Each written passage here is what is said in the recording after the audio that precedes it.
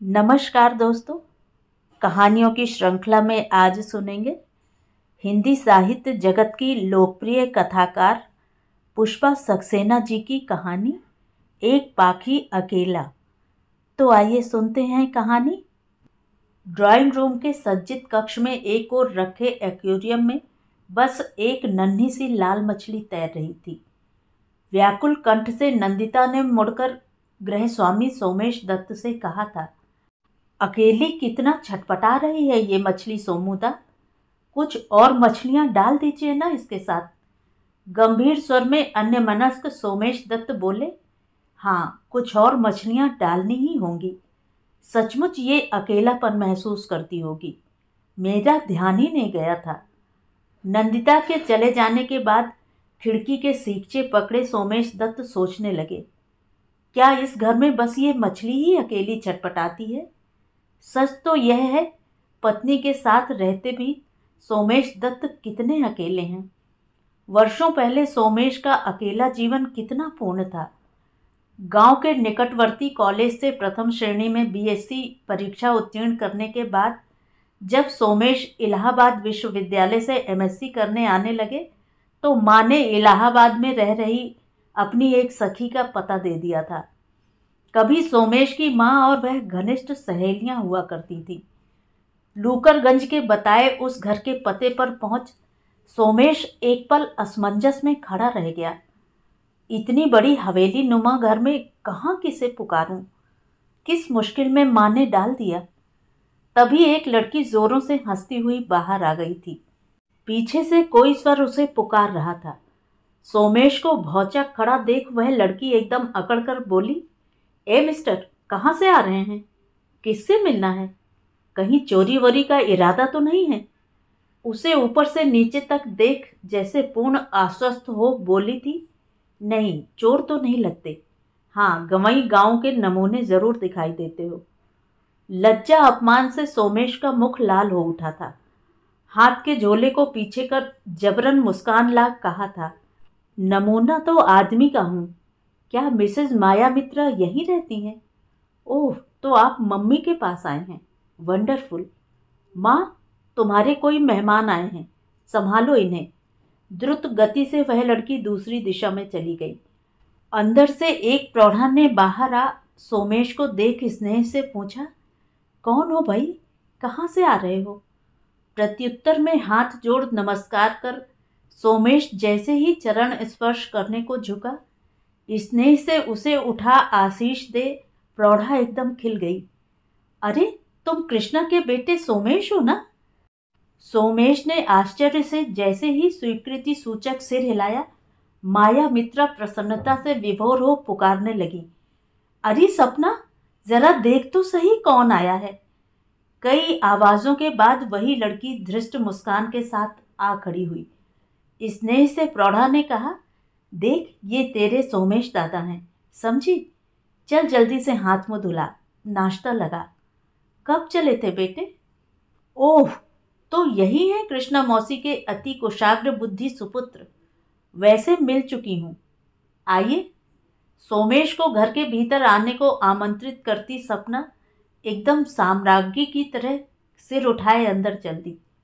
सोमेश माया मौसी के साथ उसका अनुकरण करने को बाध्य था। लाख कोशिशों के बाद भी सोमेश को मौसी ने हॉस्टल नहीं जाने दिया था। इतना बड़ा घर भूत के डेरे सा लगता है। सपना के पापा का तो इस घर से नाम का नाता है। व्यापार के सिलसिले में बाहर ही रहना होता है। कुछ रुककर मौसी बोली थी, इस सपना को भी अक्ल सिखा दे सोमू, बस घोड़ी की तरह इधर उधर छलांग भरती रहती है। कितना भी समझाती हूँ, अकल ही नहीं आती। ओ माँ, मैं घोड़ी हूं तभी तो बीए पार्ट 1 में सर्वप्रथम आई हूं। तुम्हारे इन मौनी बाबा से क्या मैं अक्ल सीखूंगी? तुम्हारा तो जवाब नहीं माँ। अपमान से सोमेश का चेहरा तमतमा आया। माँ ने झिड़की दे सपना को डांटा जरूर, पर उस उद्दंड लड़की पर कोई भी प्रभाव परिलक्षित सोमेश नहीं देख पाया। लज्जित स्वर में माया मौसी कहती गई, तुम इसकी बात का बुरा मत मानना बेटे, इतने बच्चों में बस यही बची है। इसके बाबा ने इसे सिर चढ़ा रखा है। वैसे दिल की सपना हीरा है। सोमेश को नीचे का कमरा दे दिया गया था। भोजन कराते समय माया मौसी अपनी और सोमेश की माँ की मित्रता की न जाने कितनी कहानियां सुनाती जाती थी। सोमेश के विषय में कृष्णा दत्ता एक एक बात विस्तार से अपनी सहेली को सदैव लिखती रही हैं। जानकर सोमेश आश्चर्य कर उठता था। माँ ने अपने बेटे के गुणों की इतनी विशद विवरणी भेजी थी कि कभी कभी सोमेश लज्जित हो उठता था। एक संध्या अपनी वीणा ले सोमेश तन्मय हो बहुत रात तक बजाता रह गया था। प्रातः मौसी ने विस्मय से पूछा था, इतनी अच्छी वीणा कहाँ से बजाना सीख गया सोमू? बस यूं ही मन बहलाने को बजा लेता हूँ, कह कुछ अभिमान से सोमेश ने जैसे ही सपना की ओर देखा वह पूछ बैठी, ए सोमुदा, हमें भी वीणा सिखाओगे? ना, इसमें एकाग्रता चाहिए। तुम मन कभी भी एकाग्र नहीं कर सकती सपना। क्या? एकदम क्रोध से सपना खड़ी हो गई। मैं नहीं सीख सकती? तुम्हें अपने ऊपर इतना अभिमान क्यों है सोमुदा? तुमसे अच्छी वीणा बजाकर दिखा दूंगी, कहती आवेश से रुद्ध गले के साथ सपना वहां से चली गई। स्तब्ध सोमेश उसे जाते देखता रह गया। मौसी ने हंसकर कहा था, ठीक तो है सोमू, कभी खाली वक्त में सिखा दिया कर। कम से कम लड़की का घर से बाहर निकलना तो बंद हो जाएगा। बहुत मान मनुहार के बाद सपना सोमेश से वीणा सीखने को तैयार हुई थी। एक सप्ताह में सोमेश समझ गया सपना ने झूठ नहीं कहा था। अगर वह चाहेगी तो बहुत जल्दी अच्छी वीणा बजा सकेगी। सपना की संध्याएं मानो वीणा वादन के लिए समर्पित हो गई थी।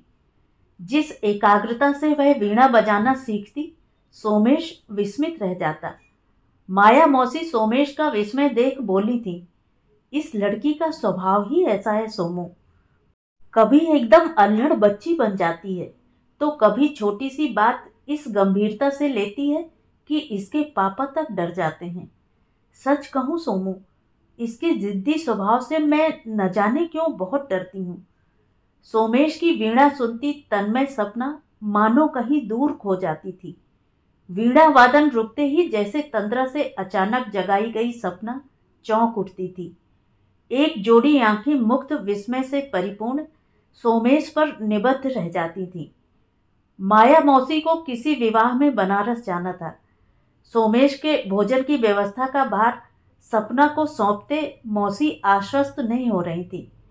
घर की पुरानी महाराजिन को बार बार निर्देश दे मौसी जा सकी थी। भोजन के समय उसके पास बैठ सपना जैसे उसकी अभिभाविका बन गई। ए सोमुदा, ये सब्जी खाकर देखो, हमने बनाई है। सोमेश ने मुंह बनाया। ओह, तभी तो इतना तेज नमक है। क्या? एकदम सोमेश की कटोरी से सब्जी निकाल सपना ने मुंह में डाल ली। छी सोमुदा, कितने झूठे हो तुम। इतनी अच्छी सब्जी बनाई और तुम्हें नमक ज्यादा लग रहा है। कल से होटल में खाना, तब पता लगेगा, समझे? पर सपना, तुमने मेरी जूठी सब्जी खाकर अपना धर्म तो भ्रष्ट कर डाला। पर पुरुष की जूठन खाई है, प्रायश्चित करना होगा। ए सोमुदा, तुम क्या कोई फिल्मी कहानी बना रहे हो? अपने को हीरो मत समझ बैठना। वैसी कहानियां बस शरद चंद्र की परिणीता ही जैसी होगी मत समझ लेना, समझे? अभिमान से सिर उठाए सपना जैसे ही उठकर अंदर गई, सोमेश का मुख काला पड़ गया। आधा भोजन छोड़ ज्यों ही सोमेश उठने लगा, आंधी की तरह सपना आ खड़ी हुई। अच्छा, अब माँ से यही कहोगे ना, हमने तुम्हें भूखा रखा था।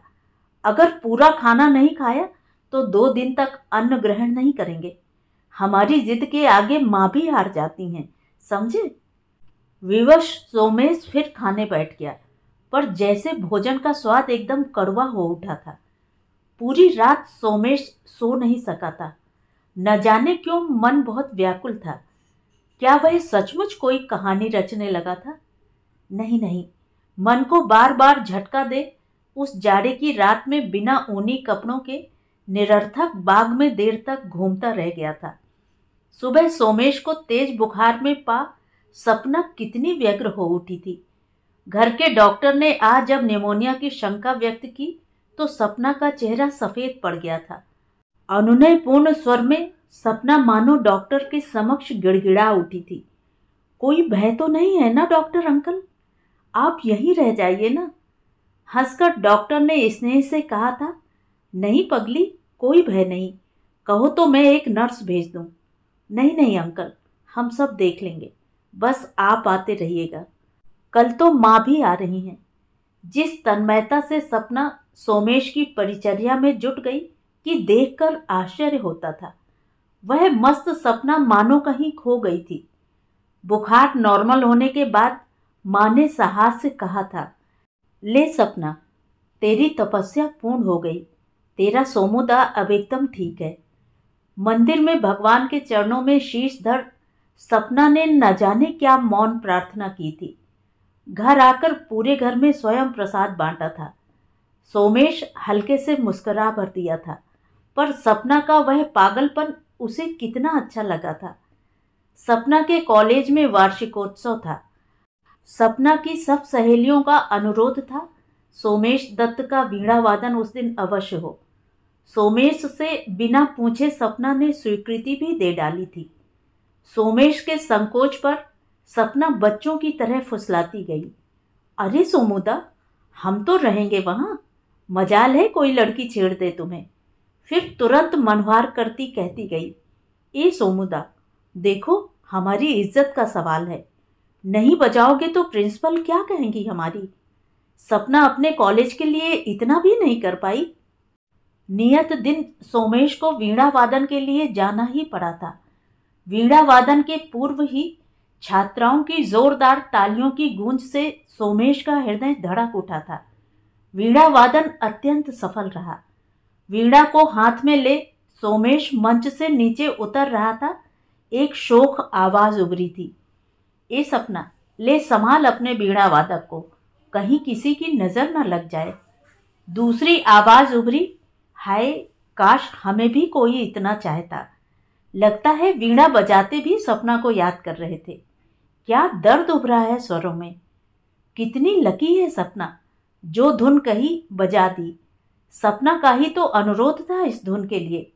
क्यों, ठीक कह रही हूं ना सपना के मजनू जनाब। एक ढीठ लड़की राह रोक खड़ी हो गई थी।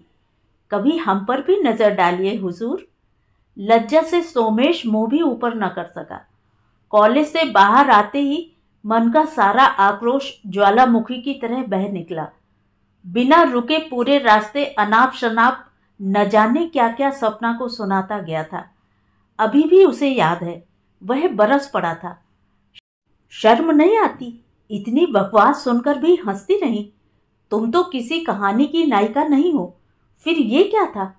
अगर चीप पब्लिसिटी का इतना ही शौक है तो किसी और को खोज लो, समझी? अब और अधिक अपमान असंभव है। कल ही हॉस्टल चला जाऊंगा। मैं ऐसी छिछोरी लड़कियों से घृणा करता हूं। पूरे समय सपना शांत निर्वाक रहे, मानो आरोप सहती गई। उसका मौन सोमेश का साहस बढ़ाता गया था। उत्तेजना में कहे वाक्य सोमेश दत्त आज चाहकर भी याद नहीं कर पाते हैं। निःशब्द सपना घर पहुंच मां से भोजन न करने को कह जल्दी सोने चली गई थी। उत्तेजना शांत होने के बाद सोमेश को लगा शायद उसने सपना को बहुत अधिक कह डाला था। खैर, सुबह सपना से क्षमा मांग लेगा, सोचता सोमेश सो गया था। दूसरे दिन प्रातः अचानक जोर से किसी ने जगाया था। भैया, गजब हो गया, सपना दीदी को क्या हो गया, देखो ना। क्या? एकदम रजाई फेंक सोमेश भागता हुआ जैसे ही सपना के कमरे में पहुंचा, मां विलाप कर रही थी। डॉक्टर अंकल स्तब्ध खड़े थे। उसे देखते ही मौसी आर्तनाद कर उठी। सोमू, ये क्या हो गया बेटे? सपना ने क्या कर डाला? कुछ तो बोल सोमू। जड़ सोमेश आंखें सपना पर निबद्ध खड़ा था। डॉक्टर ने असहाय सिर हिला दिया। कुछ भी शेष नहीं रह गया था। मां की नींद की गोलियां खा सपना सो गई थी। क्यों? सोमेश के अलावा भला और कौन जान सकता था? कोई चिट नहीं छोड़ी थी, किसी ने कुछ नहीं कहा था। फिर क्यों? मौसी माँ का करुण स्वर बार बार सोमेश के सीने पर हथौड़े मार रहा था। पर मौसी से बहुत चाह कर भी सोमेश सत्य न बता सका था। पाषाण प्रतिमा सदस्य सोमेश मौन रह गया था। अंतर का अपराध बोध उसे जीवित शव बना रहा था। सपना का आहत स्वाभिमान सोमेश को इतनी बड़ी सजा दे गया था। दूसरे ही दिन सपना के पापा आ गए थे। जीवन में हमेशा दबंग व्यक्तित्व वाले मिस्टर मित्रा पुत्री के शव पर पछाड़ खा गिर पड़े थे। सब कुछ समाप्त हो चुका था। सोमेश को अकेले जीने की सजा देकर चली गई थी। एकाकी सोमेश सपना का अभाव क्या किसी पल भी भूल सका है? आज भी सपना की याद के क्षणों में सोमेश दत्त अपने को पूर्ण पाते हैं। उदार डॉक्टर ने हार्ट फेल का प्रमाण पत्र दे किसी प्रकार की अफवाहों को पनपने नहीं दिया था। हाँ, सोमेश की ओर जब डॉक्टर अंकल ने गहरी दृष्टि डाली थी, सोमेश का अंतर सिहर उठा था। सब कुछ लुटा प्रौढ़ दंपति घर बेच वह शहर छोड़ सोमेश को अकेला छोड़ गए थे। वैसे भी उस घर में सोमेश को एक पल सांस लेना भी कठिन था, जहां के कण कण में सपना महकती थी। सोमेश के अकेलेपन की सजा सपना की मृत्यु के दिन से प्रारंभ हुई थी। उसी शहर में रहकर बहुत चाह कर भी सोमेश उस पुराने घर को देखने जाने का साहस कभी नहीं जुटा सका। प्रतियोगिता परीक्षा में उच्च अंक प्राप्त कर सोमेश पुलिस अधिकारी बन गया था। मां के आग्रह को बार बार ठुकरा अंततः सोमेश को विवाह करना पड़ा था। पत्नी एक धनी परिवार की एकमात्र कन्या है। शायद यही आकर्षण मां के मन में प्रबल था। कभी सपना को ले मां ने कुछ सोचा था, पर आज तो वह बात याद भी नहीं होगी। धनी परिवार की सिरचढ़ी बेटी ने आते ही सबको अनुशासन संबंधी निर्देश दे डाले थे। सोमेश दत्त को साधारण शिष्टाचार तक पर भाषण दे डाला था। क्लब पार्टीज के अलावा उसे अन्य किसी वस्तु से कोई लगाव नहीं था। पति की वीणा उसे अपनी सौत लगती थी। माँ जब कभी अकेला पास सोमेश से बहू के अपने प्रति अन्याय की बात करती तो विद्रूप से सोमेश दत्त के होंठ सिकुड़ जाते थे। कभी देर रात गए तक जब पत्नी क्लब में रह जाती, सोमेश दत्त वीणा ले बैठ जाते। उस समय वह सचमुच अकेले नहीं रह जाते। सामने बैठी सपना की विस्मय विमुग्ध आंखें उन पर निबद्ध रहती। तन्मय विभोर हो उठते। बस उन्हीं क्षणों में तो वह पूर्ण जीवन जी पाते। अपने मन का दर्द वह अहंकारी पत्नी से कब बांट पाए हैं? यही दर्द तो उनका अपना है। उनके इस एकाकी जीवन की दौड़ और इस मछली की छटपटाहट में कितना साम्य है। क्या पुलिस अधिकारी सोमेश दत्त अपने लिए आजीवन एकाकी कारावास की सजा से कठिन कोई और सजा चुन सकते थे? यह एकाकीपन हर पल उनके द्वारा किए अपराध की याद दिलाता रहता है। पत्नी भोजन के लिए शायद एक से अधिक बार बुला चुकी थी, क्योंकि इस बार उसके स्वर में तेजी आ चुकी थी। खिड़की के सीखचे छोड़ सोमेश दत्त भोजन के कमरे की ओर चल दिए। तो ये थी कहानी। कहानी आपको कैसी लगी कमेंट करके ज़रूर बताएं। और अगर मेरे द्वारा सुनाई हुई कहानियाँ आपको अच्छी लगती हैं और आप मेरे चैनल पर पहली बार आए हैं तो चैनल को सब्सक्राइब ज़रूर करें, लाइक करें और अपने दोस्तों और परिचितों में शेयर भी करें। बेल आइकन दबाना बिल्कुल भी ना भूलें। धन्यवाद।